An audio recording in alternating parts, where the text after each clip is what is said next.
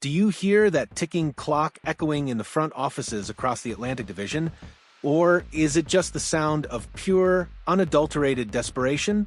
Welcome back, everyone. Today, we are diving headfirst into the absolute chaotic pressure cooker that is the NHL's Atlantic Division, specifically looking at how this bloodbath of a playoff race is forcing the hands of general managers who are terrified of mediocrity.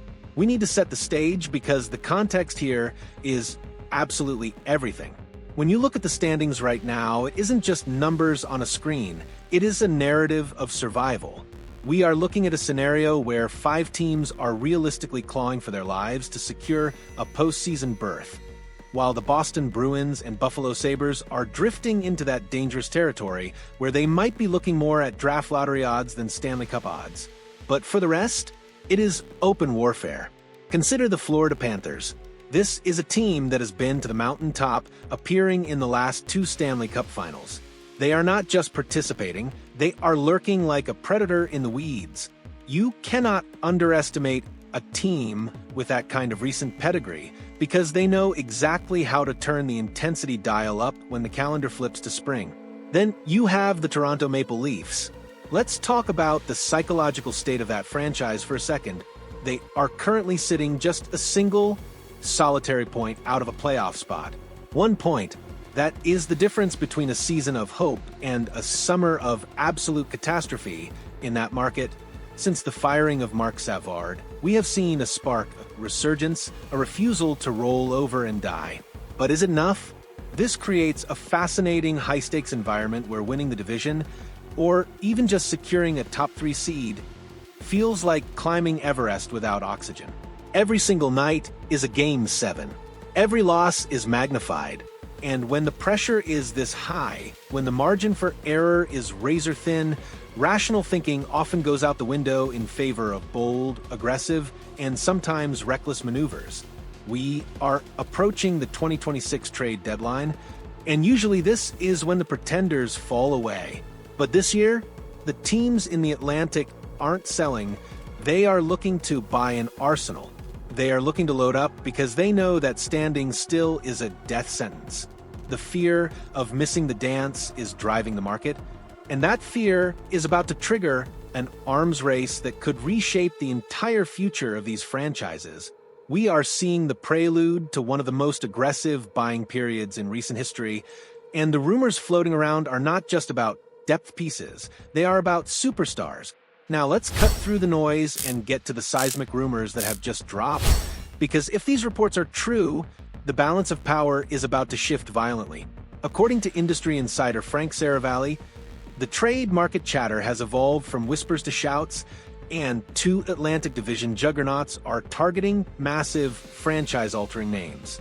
First, let's dissect the situation in Toronto.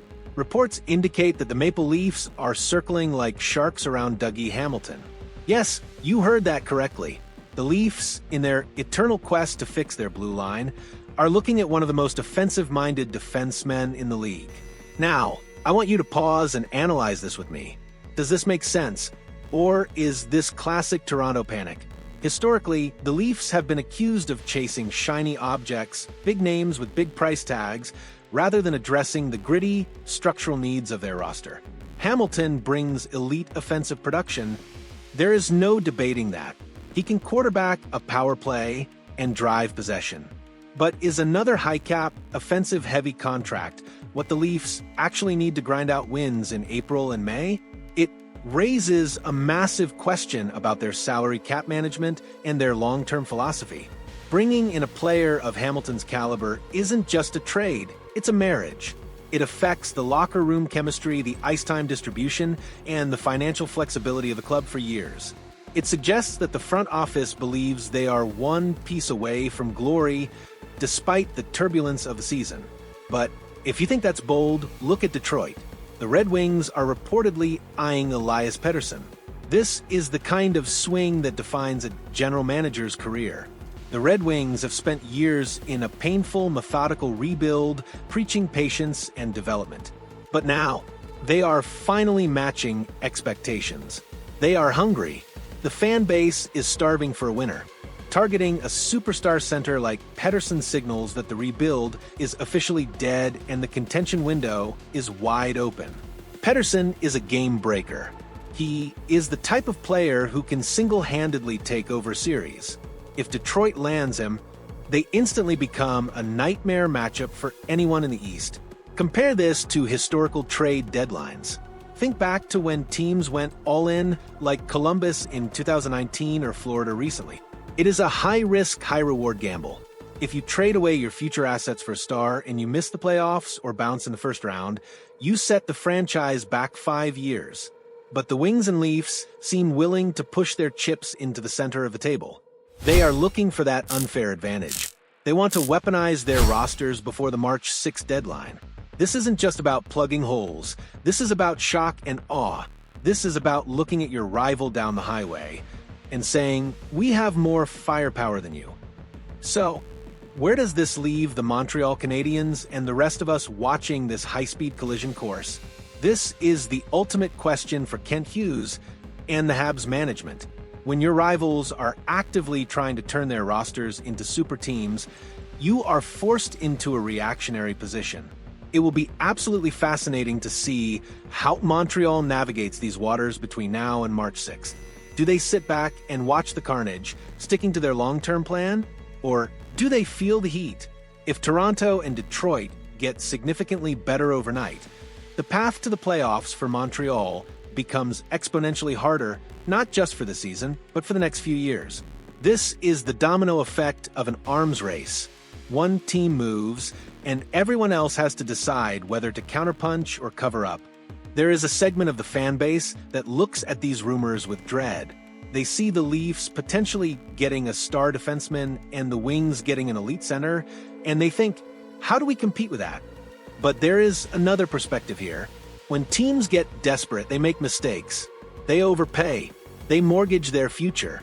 If the Leafs overextend for Hamilton, or if the Wings gut their prospect pool for Pettersson, they might be opening a window for Montreal to exploit in the long run.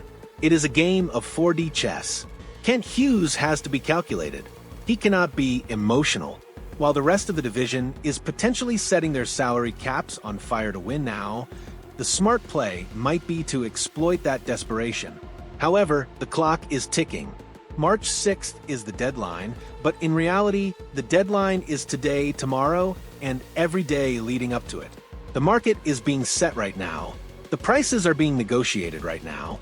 We are going to find out very quickly who has the stomach for the fight and who is just bluffing. The Atlantic Division is not for the faint of heart, folks. It is a grinder, and only the boldest survive. Now, I want to hear from you, because this divides fans like nothing else. I want you to drop a comment below and tell me, who is making the bigger mistake here? Is it Toronto chasing another offensive star in Hamilton when they need grit? Or is it Detroit potentially rushing their timeline for Pettersson? And crucially, what should Montreal do while this chaos unfolds? Do not just watch the history happen, be part of the conversation. Smash that like button if you love the chaos of the deadline, and let's argue in the comments. I'll see you there.